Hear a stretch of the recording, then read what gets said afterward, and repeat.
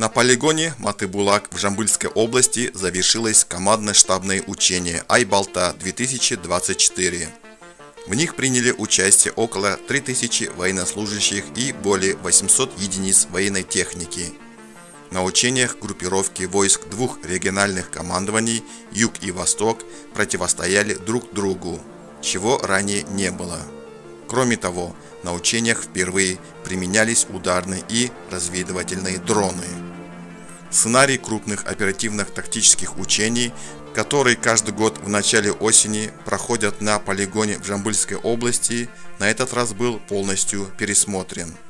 Прежде всего, руководством Министерства обороны учитывался опыт современных военных конфликтов в разных частях мира, в том числе и на постсоветском пространстве.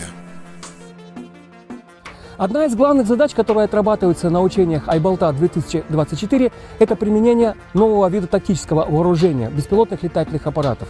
Все дроны отечественного производства. Их выпускает научный центр «Казахстан Инжиниринг». К примеру, вот этот БПЛА «Камикадзе» предназначен для поражения бронетехники. Он снабжен кумулятивным зарядом. В случае удачного попадания такой аппарат может уничтожить крупный бронеобъект, к примеру, танк или БТР. В ходе учений проводились испытания сразу нескольких типов беспилотного летательного аппарата, которые разработаны казахстанскими оборонными предприятиями. Они предназначены для разведки, нанесения высокоточных ударов,